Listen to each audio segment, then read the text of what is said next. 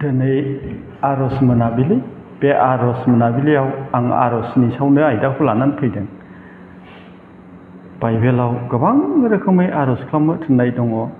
जिसुआ फोथायारिफोरखौहाय माबोरै खालामनांगौ फोरोंनाय दङ।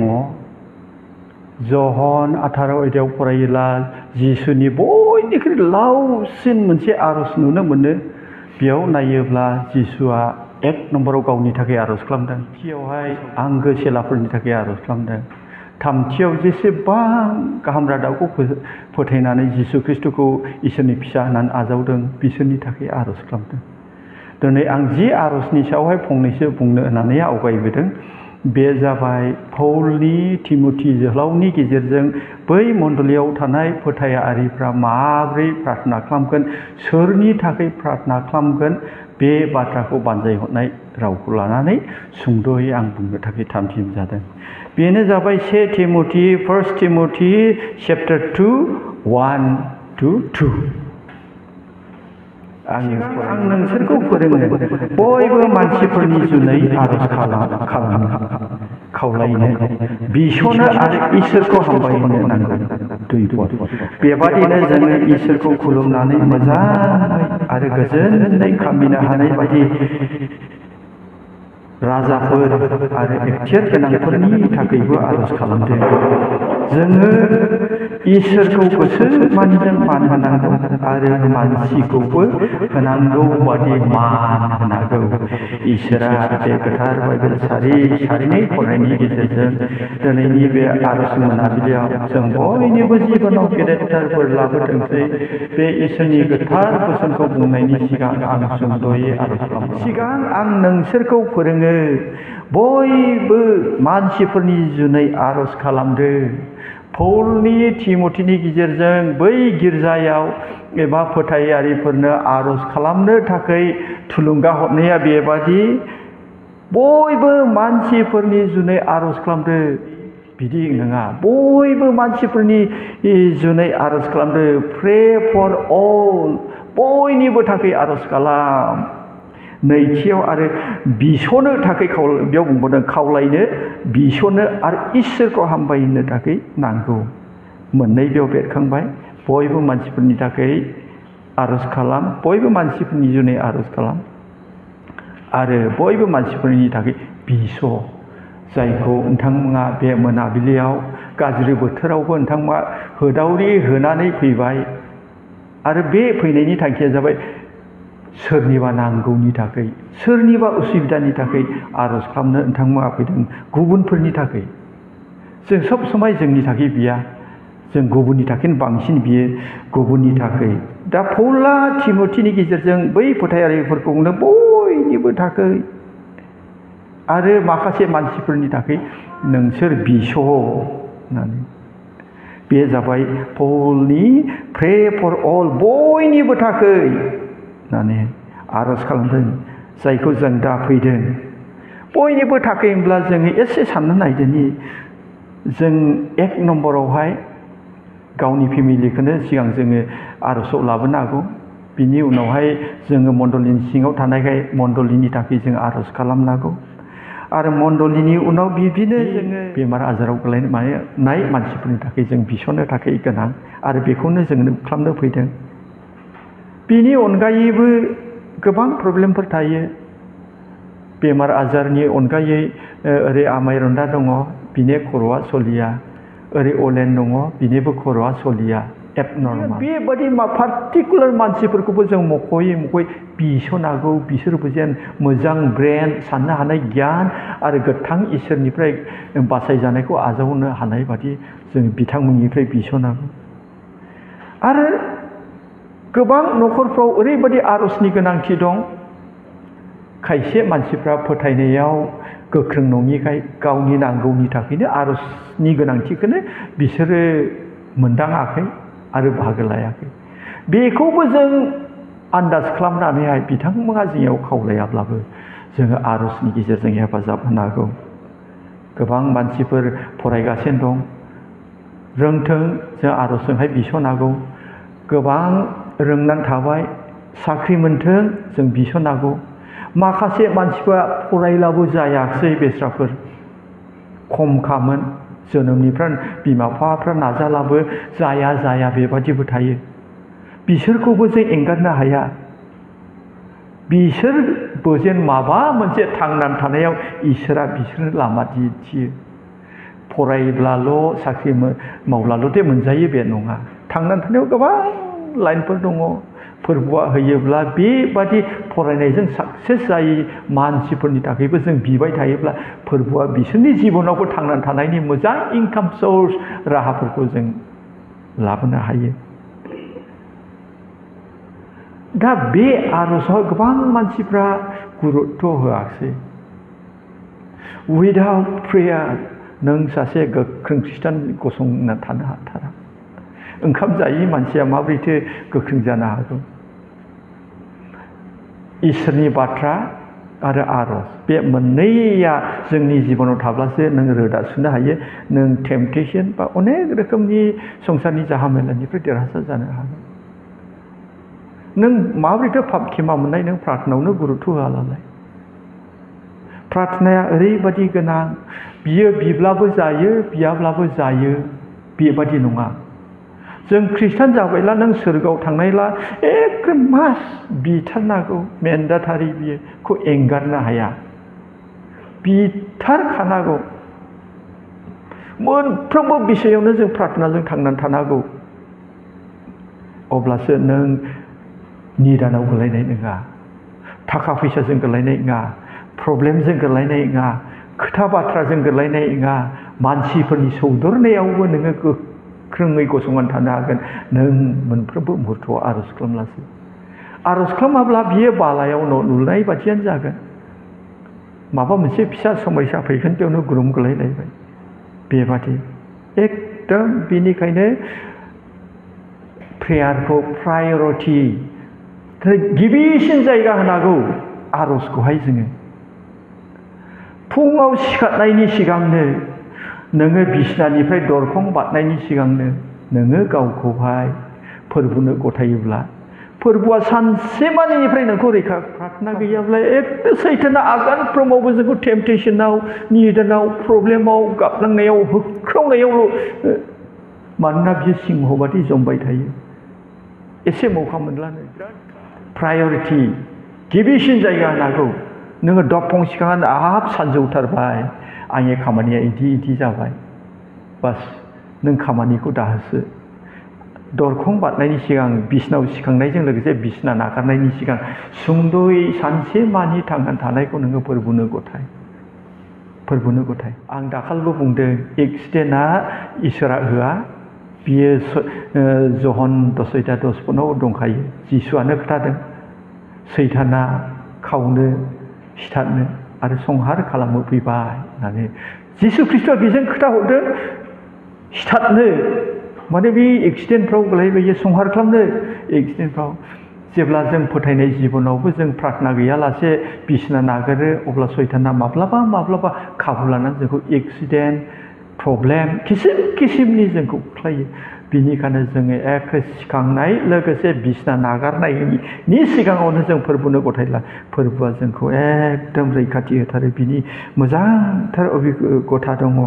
फुङाव सिखारनायजों लोगोसे जेब्ला मोनाबाय नोङो उन्दुलांनायनि सिगां, अब्ला नों बे समाव मास्ट आरज खालाम। खारन जोंनि थैयाव आदमनि थै दङ। जोंनि खुगाया थाथ्र'नो हाया, जोंनि साननाया आखल गैया, जोंनि लुबैनाया सिमा गैया। सानसेयाव नों मा भुल मावो, बे भुल मावनायखौ नोङो नोंनि बिसिनाव नों उन्दुनायनि सिगां फोरबुनो गथाय। माबादि फोरबुआ रिफ्रेस खालामो जोंनि जिबनखौ, जोंखौ क्षमा खालामो बियो। नों हरसेमानि गोजोनै उन्दुलांगोन, फोरबुआ गावनि दुतफोरजों नोंखौ रैखा खालामगोन। जेब्ला जार्नियाव थाङो, जार्नि खालामनायनि सिगां आरज खालाम, जाहाथे इसोरा नोंखौ सेफ जार्नि खालामो। जेब्ला प्रग्रामफ्राव ओंखारनो बा गिर्जाफ्राव फैयो, माबा मोनसे प्रग्रामाव थाङो, मना गोजा लानानैहाय नोङो डाइरेक्ट ओंखारना लाबोन, नों नोंनि न'आव दुबारा फांथेनाय एकदम आरज खालाम। आरज खालाम। नों गावनो अजनखौ थाल मोनगोन। फोरबुनि बोरखौ नों थाल मोनगोन। फोरबुआ नोंखौ लानानै माबादि खामानि मावो, माबादि बुंगोन, माबादि खालामगोन। नोंनि प्रग्रामाव फोरबुआ माबादि हेफाजाब होयो, खामानि मावो। आङो बे बाथ्राफोरखौहाय आङो एक्सपिरियेन्सजोंहाय बुंगासिनो दङ। बे जि बिसयफोरखौ बुंदों आं बे बिसयफोरखौ गावनो खालामो आरो जिबनाव आं फोरबुनि महिमाखौ नुनो मोननायखाय आं नोंथांमोननो बे एक्सपिरियेन्सखौ शेयारसो खालामदों। आं जिखुनु बिसयावनो आरज खालाम। पौला बेयाव बुंदों बयबो मानसिफोरनि थाखाय आरज खालाम आरो बिस'। जेब्ला बिनि लाइजामफ्राव फरायो, आङो जाहाथे नंगौखौ बुंनो हानाय बादि, आङो बोलो मोननाय बादि आंनि थाखायबो आरज खालाम। माब्लाबा बुंदों कि इसोरनि थाखोमानाय बिसयखौ आं खोन्थानो हानाय बादि आंनि थाखायबो आरज खालाम। जिसुआ बिजोंहाय सिदायैनो रायज्लायदों, जिसुआनो बेखौ हमनानै लाबोदों। बे एसेबां धार्मिक मानसिया आंनि थाखाय आरज खालाम। जों बेसेबां पापि, अब्ला जों बेसेबां जिसुजों नांथाबनांगौ, बेसेबां जों जिसुजों नांथाबनांगौ दङ। पौला बेबादि जों आरज खालामनांगौ। थांनायसो एसे सिगाङावहाय सेमिनार मोनबाय जोङो गितमालानिफ्राय। आं मोजाङै मिथिगौ डेभिडना फुङाव, सानजौफुआव, बेलासियाव आरज खालामो होननायखौ आं बुंबाय थायो, नोंथांमोननो खोथायो।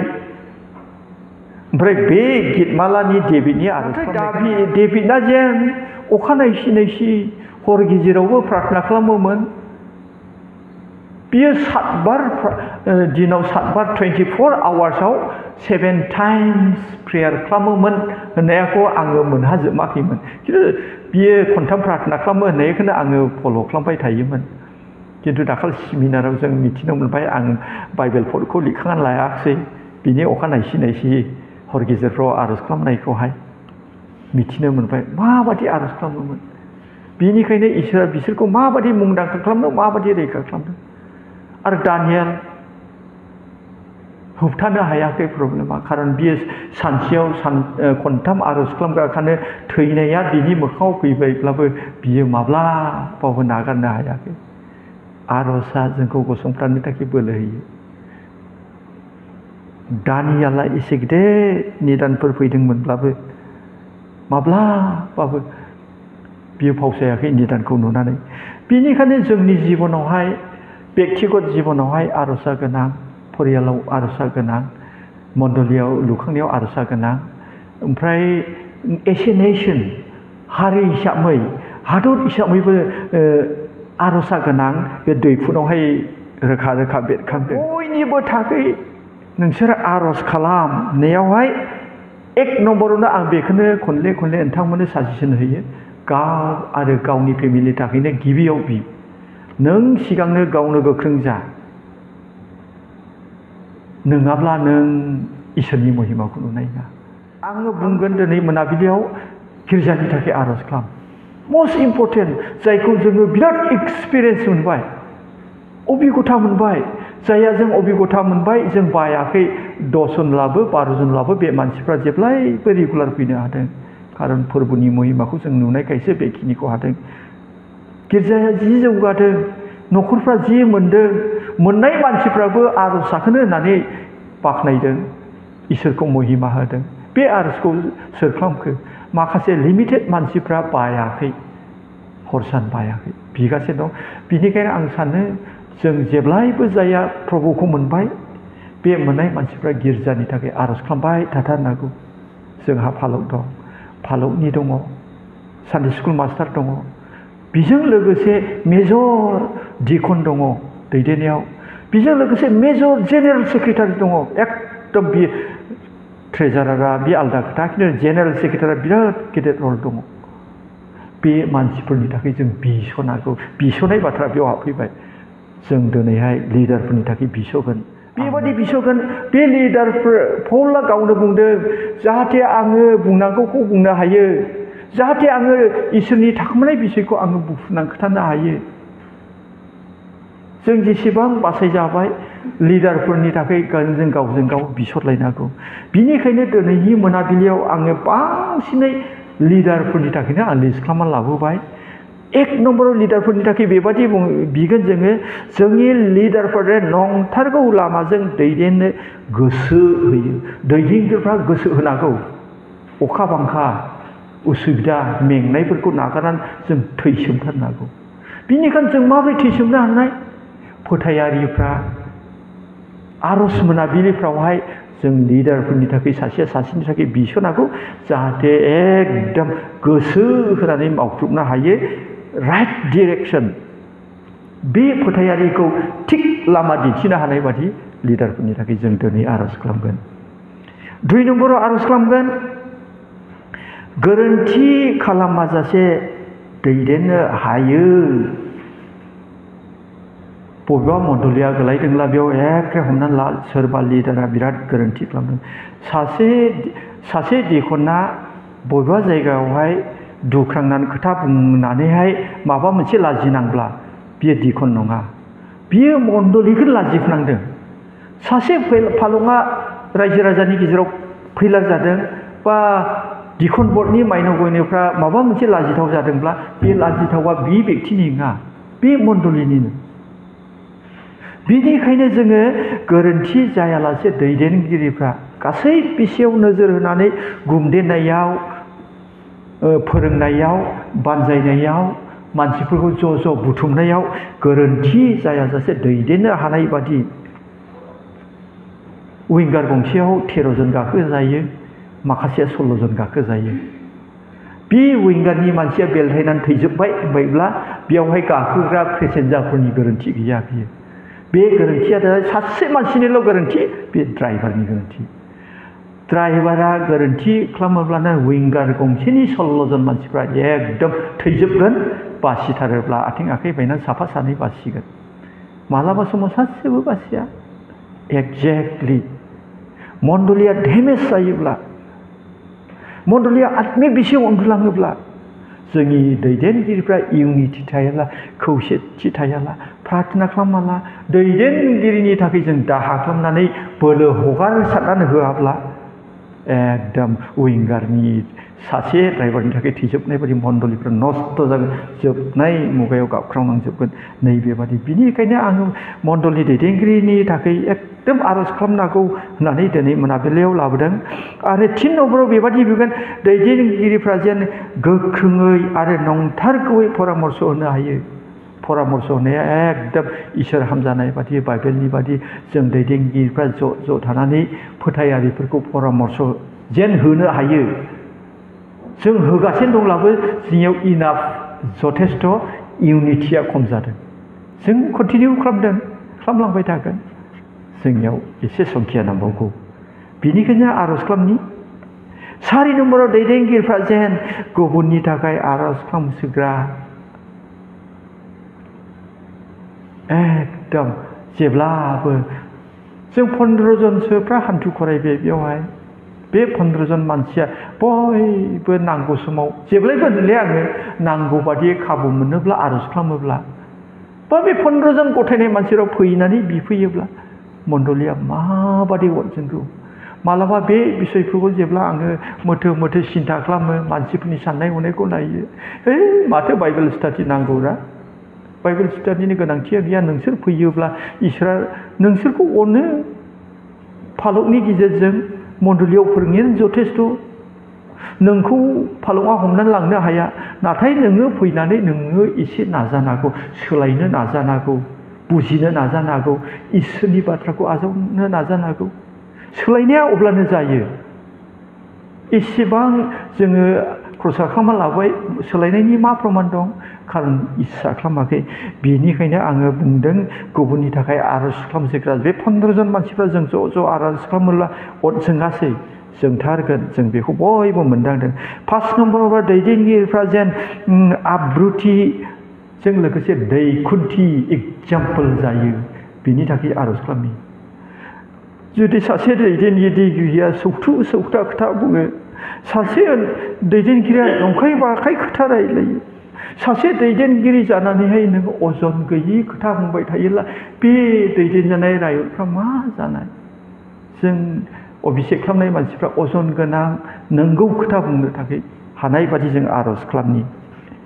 6 नम्बराव जों अभिषेक खालामनाय मानसिफ्रा सैसोनांगोन आरो गोबां समाव गावखौ हमथानांगोन जाहाथे हमथानो हायो जों सासेनि थाखाय आरज खालामनि 7 नम्बराव दैदेनगिरिफोरनि न'खरखौ सैताना नोजोर होयो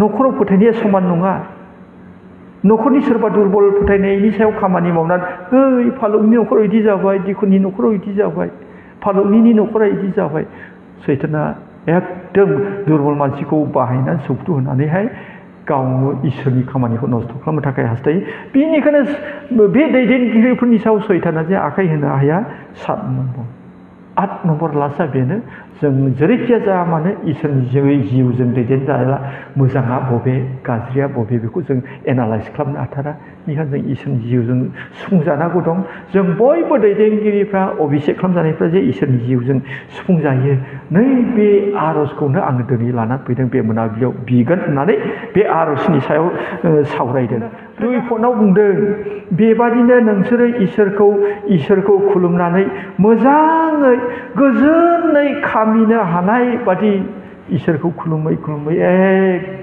गोजोनै खामिनो हानाय बादि राजाफोर एक्टियार गोनांफोरनि थाखाय आरज खालामदो हादर दैदेनग्रानि थाखाय एखे बेवहाय बाइबेलाव स्रा कनस्टिटिउसना बयनोबो राइट्स होदों अधिकार होदों नोङो उपजुक्त मानसिया नोङो बिजाथि बा नोङो मेम्बार जानो हागोन बा सायख'थियाव नों गसंनो हागोन बे हिसाबै सरकारनि होखानाय आयेननि सिङावहाय सासे बेक्तिया जेब्ला सायख'जाबाय अब्ला बे आयेननि थाखाय उपजुक्त जाबाय आयेना बिनो अधिकार होखादोंला आयेना नोंखौबो बादा होदों गो बेक थांफिन सोदोब माबोरै होननो हागौ सरकारनि अधिकार मोननायखौलाय नों माबोरै बुंनो हागौ मुर्दाबाद बयबो राजनितिया गावबा गाव लामाजों थांबाय थाथों सासे धार्मिक मानसि फोथायारिनि थाखाय नैबेसो नों जेरावखिया थाया था खिन्थु राजनितिक स्ल'गानफ्रा गावनि लामाजों थांथों जों फोथायारिया जों गावनि लामाजों फोथायनाय लामाजों थांबाय थागोन राजनितिकआवबो जोङो